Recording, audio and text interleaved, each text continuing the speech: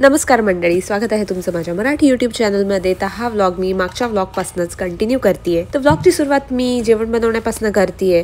तर मी जसं तुम्हाला सांगितलं, मी बनवणार होती दाल तडका आणि जीरा राईस। तर दाल तडका आणि जीरा राईस हे असं कॉम्बिनेशन आहे की जे इझी पण आहे करायला, खूप मस्त पण लागतं। आणि यामध्ये मी कुठल्या डाळी यूज केल्या आहेत तर सालाची मुगाची डाळ, नंतर साधी आपली पिवळी मुगाची डाळ, यानंतर मी केलेली आहे तुरीची डाळ, मसुरीची डाळ आणि थोडीशी चण्याची डाळ। तर यावेळेस मी डाळी थोड्या जास्तच घेतलेल्या, कारण की मी अजून काही बनवणार नव्हती। तर दाल तडका आणि जीरा राईस एवढंच बनवणार होती। तर मी या डाळी मस्त वॉश करून घेतलेल्या आहेत आणि यानंतर मी या डाळी ठेवणार आहे कुकरमध्ये। तर मला वाटतं दाल तडका आणि जीरा राईस हे असं परफेक्ट कॉम्बिनेशन आहे। जेव्हा पण मी हॉटेलमध्ये जाते, इवन अजून पण, तर मी हे नक्कीच ऑर्डर करते, कारण की मला खूप आवडतं। आणि घरी पण मी हे बरेचदा बनवते, जेव्हा तुम्हाला खूप कंटाळा आलेला असतो आणि फटाफट काही बनवायचं असतं, तर तेव्हा हे खूप मस्त कॉम्बिनेशन आहे। तर चला फटाफट डाळ कुकरमध्ये लावून घेते। यामध्ये घालणार आहे मी हळद, थोडंसं हिंग आणि मीठ। यानंतर मी डाळीमध्ये पाणी घालून याच्या 4 ते 5 शिट्ट्या काढून घेणार आहे। तर माझं असं असतं ना की मी 1च्या आत तरी सगळा स्वयंपाक बनवू आणि मस्त जेवण करू, यानंतर थोडासा आराम करू, जोपर्यंत रिशान घरी येत नाही तोपर्यंत। तर इथे मी तडक्याची तयारी करून घेतलेली आहे। कांदा कापून घेतलेला आहे, टोमॅटो घेतलेला आहे, कोथिंबीर आणि लसूण। यानंतर मी तडक्यासाठी टाकते आहे यात मोहरी आणि यानंतर टाकणार आहे मी जिरे। यानंतर आपल्या फोडणीत जाणार आहे हा ठेचलेला लसूण। तर ठेचल्यामुळे याला खूप छान फ्लेवर येतो। यानंतर मी टाकणार आहे कांदा परतून झाल्यानंतर मी टाकणार आहे टोमॅटो। तर टोमॅटो लास्टला टाकायचा, त्याच्यामुळे पूर्ण फोडणीला आपल्या पाणी सुटतं। यानंतर सगळ्या मिक्सचरला छान हलवून याला शिजवून घ्यायचं। आणि इथे माझा जीरा राईस जो आहे जो रेडी झालेला आहे। तर हा माझा शॉर्टकटवाला जीरा राईस आहे, म्हणजे मी जिरे फोडणीमध्ये टाकलेले नाही आहेत, तर भात शिजतानाच टाकलेले। आणि याच्यावर आता कोथिंबीरीने गार्निश करू। यानंतर मी कांदा टोमॅटोच्या मिक्सचरमध्ये हळद टाकून घेतली, थोडीशी धणेपूड टाकली आणि चांगलं मिक्स करून याच्यामध्ये शिजलेली आपली जी डाळ होती ती टाकायची आणि छान मिक्स करून घ्यायचं। इथे मी डाळीचा जो थोडासा पोर्शन आहे तो रिशांसाठी काढून ठेवते आहे। आणि यानंतर मी याच्यात ॲड केलेली आहे कोथिंबीर आणि तडक्यासाठी इथे घेतलेलं आहे तूप। यात टाकलेला आहे बारीक चिरलेला लसूण आणि या ज्या बेडगी मिरची आहेत त्या। यानंतर याच्यात मी थोडंसं लाल तिखट टाकते आहे आणि डाळीमध्ये पण लाल तिखट टाकते। यानंतर हा तो तडका आहे तो ॲड केलेला आहे डाळीमध्ये। आपला जीरा राईस, शॉर्टकटवाला जीरा राईस तयार आहे। वरनं कोथिंबीर, विदाऊट तेल। चला खायला। तर इथे झालेला आहे दाल तडका रेडी आणि साईडला जीरा राईस। तर मी आता ताट लावून घेते। तर ताटामध्ये घेतलेला आहे जीरा राईस आणि त्यावर मस्त असा दाल तडका टाकायचा आणि कांदा आणि लिंबासोबत खायचा। आज सगळ्यात मस्त कम्फर्ट फूड बनवलंय, तर चला खाऊया। मस्त आता दाल तडका आणि जीरा राईस खाल्ला आणि माझं पोट मस्त भरलं, एकदम मजा आली खायला। कारण की कसं असतं ना की आपलं जे होम कुक फूड असतं आणि ते पण असं बेसिक वाला डाळ तडका राईस किंवा वरण भात वगैरे असं, तर ते फूड खायला खूपच मजा येते आणि जास्त काही मेहनत पण नाही करायला लागत। काल परवामध्ये मी आंबे आणलेले, तर तुम्हाला दाखवायचे होते। तर 4 ते 5 आंबे आणलेले। तर हे आहेत या सीझनचे आंबे। ऑफकोर्स हे हापूस आंबे नाही आहेत, त्यामुळे इंडियाची आठवण येते मला, कारण की आता इंडियामध्ये उन्हाळा सुरू झालेला आहे आणि हा आंब्यांचा सीझन आहे। तर खूप दिवसांपासून मी या सीझनमध्ये इंडियात नाही गेलेली आहे, म्हणजे काय आता 3-4 वर्ष झाले असतील तसं। काही दिवसांपूर्वीच मी इंडियात जाऊन आली, पण तेव्हा हा आंब्याचा सीझन नव्हता। बट एनिवेज जे पण मिळाले ते मी घेऊन आली आहेत आंबे। तर हे आंबे मी हनी चिक्स मँगो आणले। तर यांना वास येतोय छान। ज्या दिवशी आणलेले त्या दिवशी हे कच्चे होते आणि ज्या दिवशी आणले ना तेव्हा मला राहवलंच नाही, तर मी पटकन एक आंबा कट केला आणि खाल्ला, तर तो कच्चा होता पूर्ण। मग मी विचार केला की 2-3 दिवस याला मस्त कापडात ठेवते। तर बॉक्स घेतला, त्याच्यामध्ये मस्त आंबे ठेवले आणि त्याच्यावरनं असं कपडा लावला, त्याच्याने हे आंबे छान पिकले। आता हे छान असे येल्लोइश ऑरेंज कलरचे झालेले। तर आता मी कट करणार आहे, याच्यापैकी मे बी एकच कट करेल। हा सगळ्यात जास्त पिकलेला वाटतं, तर हा कट करूया आता। तर बाय द वे यश रिशानला घ्यायला गेलाय स्कूलमधनं, तर जसा तो येईल ना त्याला मी आंबा कट करून देणार आहे। ऍक्च्युली रिशान जेव्हा छोटा बाळ होता ना, तर तेव्हा आम्ही त्याला आंबा दिलेला, तर त्याला अशी एक्झॅक्ट चव आठवत नाही होते, कारण की तो इथे आल्यापासून त्याने म्हणजे इथल्याच आंब्याची चव घेतली आहे। पण नाशिकचा, पण इंडियामधला जो खरा जो देवगड हापूस, रत्नागिरी हापूस, हे जे मेन हापूस आंबे आहेत ते त्यांनी नाही खाल्लेले। जर ते खाईल ना तर तो हा आंबा खाणार नाही, कारण की आपल्याला माहिती असतं ना की ज्यांनी खाल्ले त्यांना त्या आंब्याची चव काय आहे। बट एनिवेज मी हा आता एक आंबा चिरते आणि सांगते कसा। तर हे जे टेबल आहे ते प्लीज माइंड नका करू, कारण की रिशादने याच्यावर चॉकने, क्रेयॉन्सने वगैरे, पेनने, नंतर कलरिंगने, सगळं कलरने, तर सगळीकडे त्याने हे खराब करून ठेवलेलं आहे. तर किती साफ केलं तरी हे जात नाहीये. तर चला बघूया कसा आहे आपला. ओ, असा तर छान दिसतोय, खाऊनच कळेल कसा आहे. ऍटलीस्ट काळा तर नाहीये. स्मेल तर छान येतोय, खाऊन सांगतो तुम्हाला कसं आहे. मला आठवतं घरी आई जेव्हा आंबा चिरायची ना, तेव्हा आम्हाला या चांगल्या चांगल्या फोडी द्यायची आणि हे जे साईडचं असेल ना तर ती कट करून ते खायची आणि कोय खायची. तर मला यावरनं अजून एक मेमरी आठवली की आमचे जे आजोबा होते ना, तर ते नेहमी उन्हाळ्यामध्ये हापूस आंबे घेऊन यायचे. ऍक्च्युली मी ते खाली बसली, तर तुम्हाला असं वाटत असेल की कुठे बसली, पण इथे बसली आरामात. तर तर ते आम्ही जेव्हा मुंबईला जायचो उन्हाळ्याच्या सुट्ट्यांमध्ये, तेव्हा ते हापूस आंबे आणायचे खास आणि त्याचा रस काढून आम्हाला खायला घालायचे. तर ते असा प्युअर रस आम्हाला मिळायचा खायला आणि दूध वगैरे काही ऍड नाही करायचे, ना साखर ऍड करायची, ना दूध ऍड करायचे. फक्त प्युअर हापूस आंब्याचा रस असा मस्त खायचा यार, इतकी मजा यायची. पोळी आणि रस हेच आम्ही खायचो. मला असं वाटतं उन्हाळ्याच्या सुट्टीमध्ये की टीव्हीच्या साईडला त्यांचा असा थोडासा छोटासा एरिया होता, तर त्याच्यामध्ये ते असे आंबे रचून ठेवायचे आणि पेटीत पण ठेवायचे. तर पेटीमध्ये जे हिरवे आंबे असायचे कच्चे ते ठेवायचे आणि जसे जसे हळूहळू ते पिवळे व्हायला लागायचे ते साईडच्या टेबलवर काढून ठेवायचे आणि मग तिथनं आपण आंबे घ्यायचे आणि त्याचा रस वगैरे काढायचा किंवा मग कट करून पण खायचे कधी कधी. तर तशी पण मजा यायची. तर खूप मजा यायची आम्हाला मुंबईला जाऊन. उन्हाळ्याच्या सुट्ट्या आम्ही ऍक्च्युअल एन्जॉय केल्या, कारण की हापूस आंबा तिथे असायचा म्हणून. तर येस, आता मी हे खाऊन बघते आणि तुम्हाला सांगते कसा आहे आंबा. मी खरंच सांगते, हा आंबा ना म्हणजे बरा आहे तसा, बट ती टेस्टच नाहीये आणि याला नुसता स्मेल आहे, पण हा गोड नाहीये एवढा.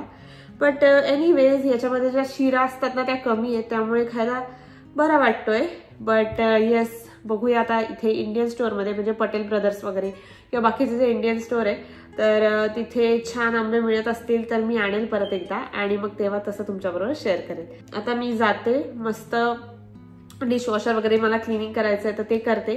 यानंतर मला कपडे धुवायचे आहेत, लॉन्ड्री करायची तर ते करेल आणि मग दुपारी रिशान आल्यावर त्याच्याबरोबर थोडा टाइम स्पेंड करेल. यानंतर मग दुपारी 4-5 वाजता चहा पिणार. तर तसं मी तुमच्याबरोबर शेअर करते. बाय. हा जो स्पिनिंग टॉप म्हणजे आपला भवरा दाखव रिशान, 1 मिनिट. हे असा आणि अशा बऱ्याच गोष्टी असतात बऱ्याचशा एग्जमध्ये. तर हे असं मिळालंय. हे बहुतेक हाताला टाय करायचं आहे, ब्रेसलेट टाईप. आणि ओपन कर रिशाने. शो काय? शार्पनर हे मिळालंय. तर ईशाने एक घाण खूप एन्जॉय केला. तर सांगत होता मला की भरपूर एग्स त्यांनी मिळवलेले, पण त्याचा कोणीतरी एक फ्रेंड होता जो आलेला नव्हता, तर त्यासाठी त्यांनी काढून ठेवले. काही ज्यांच्याकडे पण 15पेक्षा जास्त एग झालेले त्या लोकांनी, त्या किड्सनी साईडला काढून ठेवले त्याच्या फ्रेंड्ससाठीच. तर खूप मस्त एन्जॉय करतात हे मुलं इथे. आणि बाय द वे, या सॅटर्डे किंवा संडेला इथे खूप ठिकाणी ईस्टरचे इव्हेंट्स आहेत, ईस्टर एग कलेक्शन इव्हेंट. तर जमलं तर आम्ही तिथे पण जाऊ. आणि हे फ्री असतात, काही पेड असतात. तर खूप चर्चेस असे इव्हेंट्स ऑर्गनाईज करते. तर जर आम्ही गेलो तर तुम्हाला पण घेऊन जाईल आणि तुम्हाला पण ते व्हिडिओमध्ये शेअर करेल. हॅलो गाईज, तर आत्ता वाजलेले आहेत रात्रीचे 8:30 आणि मी बिर्याणी बनवायला घेतली. ॲक्च्युली एक्झॅक्ट बिर्याणी नाही आहे, बिर्याणी पुलाव टाईप आहे. तर मी आता या भाज्या ज्या आहेत त्या परतून घेते आहे. हे बघा इथे.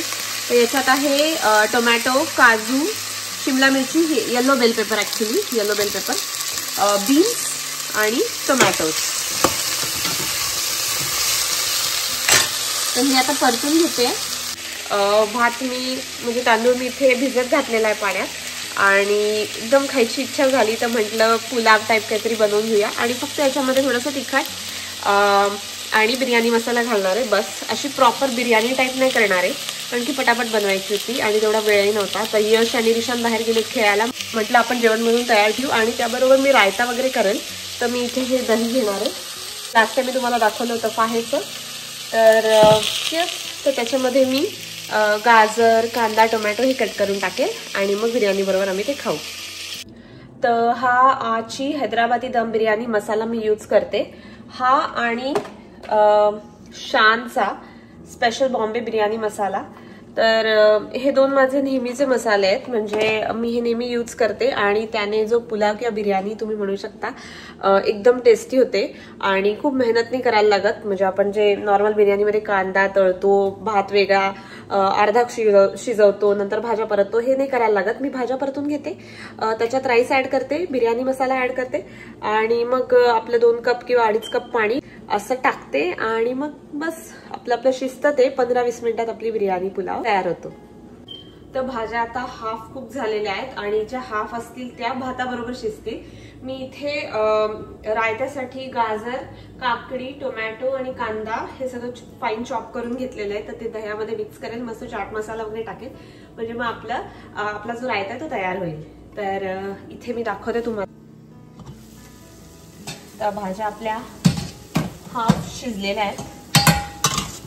यात मी थोडंसं मीठ घातलेलं, म्हणजे मग कसं आहे भाज्यांना चांगलं मीठ लागतं आणि बिर्याणी मसाल्यामध्ये पण थोडंसं मीठ असतं, सो त्याचा विचार करूनच मीठ घालायचं. तर यापैकी काही पोर्शन मी रिशांसाठी काढून ठेवते आणि तांदूळातला पण काही पोर्शन, आणि मग मी आता हे तांदूळ ऍड करते यात मिक्स. मला थोडंसं पाणी अजून टाकावंसं वाटलं तर मी टाकलंय. आणि आता हा मसाला ऍड करते. हा मसाला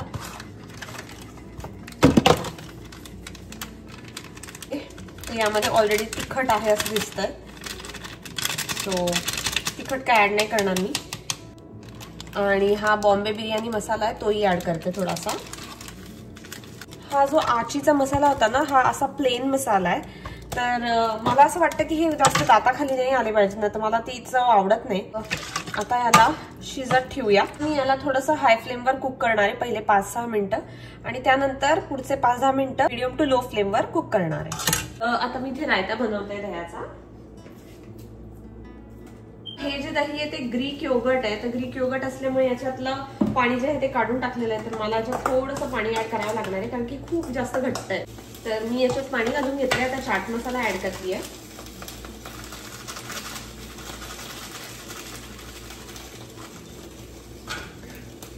आणि आपली ही जी काकडी, कांदा, गाजर हे जे मी कट करून घेतलेलं, टोमॅटो वगैरे ते टाकते.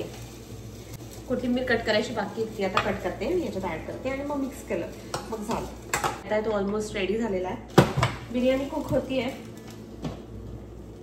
आणि रिशाचा जो पुलाव आहे तो पण इथे कुक होतो. आणि बाय द वे सकाळचं पण थोडंसं जेवण उरलंय. इथे दाल तडका उरलेला आहे, थोडासा जिरा राईस उरलेला आहे आणि हरिशांचा दाल तडका उरलेला आहे. सो येस, ऑलमोस्ट आता सगळं झालेलं आहे. आता फक्त जेवायचं आणि आजचा दिवस एंड करायचा. तर आम्ही ऍक्च्युली एक वेब सिरीज बघत बसलेलो, बेरोजगार म्हणून, सई तामणकरची. तर काल असं अचानकच असं मला नोटिफिकेशन आलं आणि मी स्टार्ट केली बघायला. तर खूप मस्त निघाली यार ती सिरीज, मला खूप आवडली. मी 3च एपिसोड बघितले आतापर्यंत, पण मला छान वाटली. मी एकदम रिअल लाईफ दाखवली आहे. तर तुम्हाला बघायचं असेल तुम्ही पण ट्राय करा. तर हा झालेला आहे आपला biryani pulao ready with raita. Good morning guys. तर आज आहे सॅटर्डे आणि आज आम्ही चाललेलो आहे ईस्टर एग हंटला. तर इथे बरेचसे फ्री इव्हेंट्स आहेत ईस्टर एगसाठी. तर तसे मी 2-3 काढले आहेत आणि आम्हाला तिथे पोचायचं आहे 10:15-10:30 पर्यंत. तर सकाळी उठली, ब्रेकफास्ट वगैरे केला, आंघोळ केली आणि आता फक्त आउटफिट चेंज करायचा आहे आणि मग आम्ही निघणार आहे.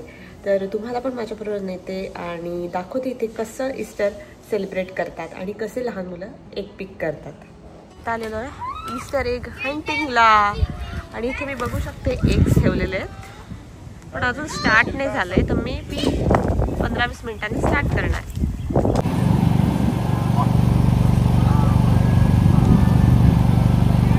तर इथून आत जायचंय आणि इथे सगळं ईस्टरचं डेकोरेशन केलेलं दिसतंय. सगळीकडे बनीज लावलेले दिसत आहेत आणि यश कॉफी घेतोय. तर इथे आलेलो आहे आम्ही एका चर्चमध्ये ज्यांनी एग हंट ऑर्गनाईज केलं होतं. तर बरेचसे लोक चर्चमध्ये या ऍक्टिव्हिटीज व्हॉलंटियर करत असतात. एग हंटच्या आधी त्यांचा शो होता, तर चला बघूया शो कसा आहे. पण एवढं छान डेकोरेट केलंय. ओ माय गॉड, मला आवडलं खूप. तर एघंटला जे पण लोक आले होते त्या लोकांना सगळ्यांना या हॉलमध्ये बसवलं होतं आणि नंतर त्यांनी जीजसबद्दलचे गाणे गायले. यानंतर त्यांनी एघंट्सचे रूल्स सांगितले आणि मग सगळी मुलं बाहेर मैदानात एघंटिंग करायला निघाली. तर यांनी स्टार्ट म्हटलं आणि मुलं मस्त पळाली एघंटिंगसाठी. तर एघंट केल्यानंतर आतमध्ये पण त्यांनी छोटे छोटे गिफ्ट्स ठेवलेले, जसे की ही ब्रेसलेट, छोट्या कार्स. तसंच इथे लहान मुलांसाठी छोट्याशा ट्रीट्स पण होत्या, जसे डोनट, कपकेक्स वगैरे. इथे झाल्यानंतर आम्ही रस्त्यातच अजून एका ठिकाणी एघंटिंग करायला गेलो. तर इथे एघंटिंग शिवाय बाकीच्या पण लहान मुलांसाठी बऱ्याचशा गोष्टी ठेवलेल्या होत्या. फॉर एक्झाम्पल हे बाउन्स हाऊस, यानंतर काही फूड ट्रक्स होते. तर हा इव्हेंट होता जो पब्लिकला टोटली फ्री होता. तर असे इथे बरेच इव्हेंट्स केले जातात, त्यामुळे लहान मुलांचा खूप छान टाईमपास होतो. प्लस इथे सिक्युरिटीसाठी पोलीस पण उभे होते. सो इमर्जन्सी सिच्युएशनमध्ये पोलिसांचा पण आपल्याला आधार असतो.